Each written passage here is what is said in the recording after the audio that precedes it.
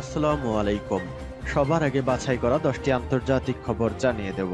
প্রথমেই থাকছে শিরোনাম, তবে তার আগে অনুরোধ থাকবে ভিডিওটিতে একটি লাইক দিবেন। ফিলিস্তিন জিন্দাবাদ। দুপুরের তাজা আপডেট সংবাদ আমাদের হাতে এসেছে। আন্তর্জাতিক অঙ্গনে সব থেকে গুরুত্বপূর্ণ যে বিষয়টি তা হচ্ছে এইবার খ্রিস্টান প্রধান ধর্মগুরু পোপ ফ্রান্সিসের মৃত্যু। এরপর জানাবো পরাজয় শুরু হয়ে গেছে হিন্দুত্ববাদী নরেন্দ্র মোদী সরকারের ভারতীয় সেনাদের। এইবার কাশ্মীরে বিদ্রোহীদের সঙ্গে তুমুল সংঘর্ষে ভারতীয় সেনা সদস্য নিহত। এরপর জানাবো আল্লাহ গজব শুরু করে দিয়েছে ইসরায়েলে, আর রক্ষা নাই মার্কিন যুক্তরাষ্ট্রের অবৈধ সন্তান দখলদার ইহুদিবাদী ইসরায়েলের। ভয়াবহ দাবানলে পড়ছে ইসরায়েল, নেতানিয়াহুর জরুরি বৈঠক। এদিকে মুসলিম অধ্যাসিত কাশ্মীর যেন স্বাধীনতার বার্তা পাচ্ছে। এইবার কাশ্মীর নিয়ে ফের সংঘাতে জড়াতে পারে ভারত এবং মুসলিম শক্তিধর দেশ পাকিস্তান। এবং সর্বশেষ জানিয়ে দেব হামাসকে গালি দিয়ে জিম্মিদের মুক্তির দাবি মাহমুদ আব্বাসের। এতক্ষণ শুনছিলেন সংবাদ শিরোনাম, এখন বিস্তারিত। অনুরোধ থাকবে ভিডিওটিতে একটি লাইক দিন, কমেন্টস করে জানিয়ে দিন আপনি কোন জেলা থেকে বা কোথা থেকে এই সংবাদটি শুনছেন। ভিউয়ার্স, আজকের সংবাদের সব থেকে গুরুত্বপূর্ণ বিষয় হচ্ছে ফিলিস্তিনি মুসলিমদের স্বাধীনতার বার্তা যেন সুগম হচ্ছে। এইবার সরাসরি আল্লাহ ইসরায়েলে ভয়াবহ আগুনের কুণ্ডুলি নিক্ষেপ করা শুরু করেছে। পুরো ইসরায়েল নিমিষেই পুরে সারখার হয়ে যাবে ইনশাল্লাহ। আর স্বাধীনতার স্বাদ ফিলিস্তিনি মুসলিমদের জন্য করা নাড়ছে। এতে আপনি কি আনন্দিত? তাহলে এই ভিডিওটিতে একটি লাইক দিয়ে আপনার মতামত লিখে জানান। ক্যাথলিক খ্রিস্টানদের প্রধান ধর্মগুরু পোপ ফ্রান্সিসের মৃত্যু হয়েছে 21 এপ্রিল। মৃত্যুকালে তার বয়স হয়েছিল 88 বছর। তার মৃত্যুতে শোকাহত পুরো বিশ্ব। শোক পালন করেছে ইসরায়েলি আগ্রাসনে বিধ্বস্ত গাজাবাসীরাও। পোপের মৃত্যুতে নিস্তব্ধ হয়ে গেছে গাজার গির্জাগুলো। ফিলিস্তিনি নাগরিক করিমা তারাজি বলেন, এই সপ্তাহের শুরুতে পোপ ফ্রান্সিসের মৃত্যুর পর গাজার গির্জাগুলো নীরব হয়ে গেছে। কাশ্মীরে বিদ্রোহীদের সঙ্গে তুমুল সংঘর্ষে ভারতীয় সেনা সদস্য নিহত। ভারত শাসিত জম্মু কাশ্মীরে বিচ্ছিন্নতাবাদীদের সঙ্গে ভারতীয় সেনাবাহিনীর তুমুল সংঘর্ষ ও বন্দুকযুদ্ধের ঘটনা ঘটছে। এই ঘটনায় ভারতের সেনাবাহিনীর এক সদস্য নিহত হয়েছেন। বৃহস্পতিবার উপত্যকাটির উধমপুর জেলায় এ ঘটনা ঘটে। খবর এনডিটিভির। একদিন আগেই কাশ্মীরে বন্দুকধারীদের হামলায় 26 জন নিহত হয়েছেন এবং এর জেরে সৃষ্ট উত্তপ্ত পরিস্থিতির মধ্যেই বিচ্ছিন্নতাবাদীদের সঙ্গে বন্দুকযুদ্ধে ভারতীয় সেনা সদস্যের প্রাণহানির এ ঘটনা ঘটে। এনডিটিভির প্রতিবেদনে বলা হয়েছে, সেনাবাহিনী ও পুলিশ যৌথভাবে এই এলাকায় অভিযান চালাচ্ছিলেন, কারণ গোয়েন্দা তথ্য সেখানে বিচ্ছিন্নতাবাদীদের উপস্থিতি ছিল বলে জানানো হয়েছিল।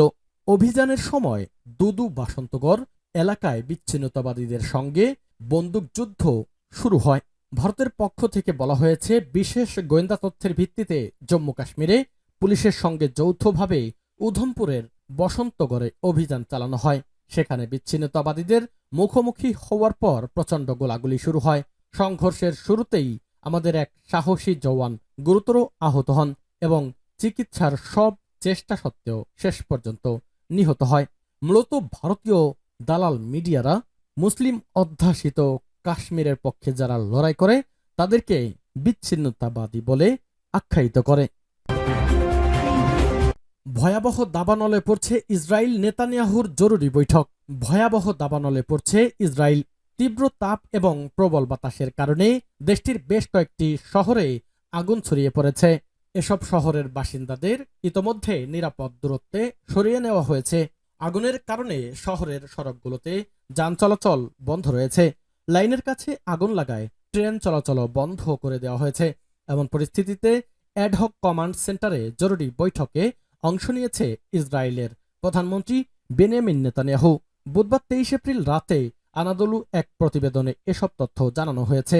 প্রতিবেদনে বলা হয়েছে, মধ্য ইসরায়েলের শোভব তারুমের কাছে প্রথমে আগুনের সূত্রপাত হয়। তাপমাত্রা বৃদ্ধি এবং তীব্র বাতাসের কারণে তা ছড়িয়ে পড়ে বিভিন্ন জায়গায়। এরপর বেইত শেমেশ শহরে বেশ কয়েকটি স্থানে আগুন লাগে। তীব্র বাতাসে আগুন বিভিন্ন শহরে ছড়িয়ে পড়ে এক পর্যায়ে আগুন আরো ভয়াবহ আকার ধারণ করে নিয়ন্ত্রণের বাইরে চলে যায়।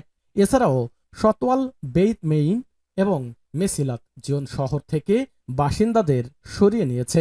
ভয়াবহ আগুনের ফলে সড়কের গাড়ি চলাচলও বন্ধ করে দিয়ে গাড়ি ফেলে রেখেই পালাতে বাধ্য হয়েছে অবৈধ রাষ্ট্রটির জনগণ।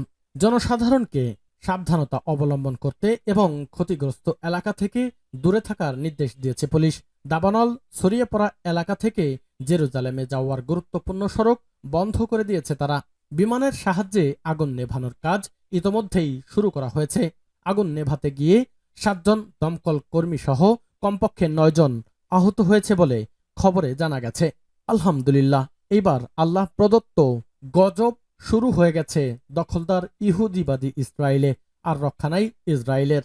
একটা কথা স্পষ্ট, আল্লাহ ছাড় দেন কিন্তু ছেড়ে দেন না। যার জ্বলন্ত প্রমাণ ইসরায়েল রাষ্ট্রটি আগুনে ধূলিসাৎ শুরু হয়ে গেছে। তাহলে কি 24 ঘন্টার মধ্যেই পুরো ইসরায়েল আগুনে ছাই হয়ে যাবে? এবার কাশ্মীর নিয়ে ফের সংঘাতে জড়াতে পারে ভারত পাকিস্তান। ভারত নিয়ন্ত্রিত জম্মু কাশ্মীরের পাহাড় ঘেরা উপত্যকা পাহেলগাম দীর্ঘদিন ধরেই পর্যটকদের কাছে আকর্ষণীয় স্থান। পর্যটকরা একে মিনি সুইজারল্যান্ড বলেও ডাকেন। মঙ্গলবার বিকালে পাহেলগামে এক মর্মান্তিক বন্দুক হামলার ঘটনা ঘটে। তাতে অন্তত 26 জন নিহত এবং আরও বহু মানুষ আহত হন। বেশিরভাগই পর্যটক, যাদের মধ্যে অন্তত এক বিদেশীয় রয়েছে। অজ্ঞাত বন্দুকধারীরা তাদের উপর গুলি চালায় বলে জানা গেছে। এটি 2019 সালের পর কাশ্মীরের সবচেয়ে প্রাণঘাতী হামলার ঘটনা বলে বিবেচিত হচ্ছে। হামলার দায় স্বীকার করেছে রেজিস্ট্যান্স ফ্রন্ট নামে একটি গোষ্ঠী। তারা বলেছে অঞ্চলটিতে 85,000 বহিরাগত বসতির প্রতিবাদে এই হামলা চালানো হয়েছে। তবে ভারতের পুলিশের দাবি, ভারতীয় শাসন বিরোধী সন্ত্রাসীরা এই হামলার পেছনে রয়েছে। ভারতের সাবেক সামরিক ও গোয়েন্দা কর্মকর্তারা অভিযোগ করেছে পাকিস্তানের সেনাবাহিনী এই হামলার নেপথ্যে রয়েছে। হামাসকে গালি দিয়ে জিম্মিদের মুক্তির দাবি মাহমুদ আব্বাসের। ফিলিস্তিনের স্বাধীনতাকামী সংগঠন কুকুরের বাচ্চা হিসেবে অভিহিত করেছে ফিলিস্তিনের কর্তৃপক্ষের পিএ প্রেসিডেন্ট মাহমুদ আব্বাস। এক বক্তব্যে হামাসকে নিয়ে এমন মন্তব্য করে ইসরায়েলি জিম্মিদের মুক্তির দাবি করেছে খবর বিবিসির। 2023 সালের 7 অক্টোবর গাজায় ইসরায়েলি আগ্রাসন শুরুর পর এটাই হামাসের বিরুদ্ধে আব্বাসের সবচেয়ে কঠোর মন্তব্য। আব্বাসের এমন মন্তব্যের কড়া প্রতিবাদ জানিয়েছে হামাস। বক্তব্যের তীব্র নিন্দা জানিয়ে হামাসের রাজনৈতিক শাখার সদস্য বাসেম নাইম বলেছেন, তিনি মাহমুদ আব্বাস নিজের লোকদের একটি গুরুত্বপূর্ণ অংশের প্রতি অবমাননাকর ভাষা ব্যবহার করেছে। মাহমুদ আব্বাসের নেতৃত্বাধীন পিএ এখন পশ্চিম তীরের একাংশ শাসন করছে।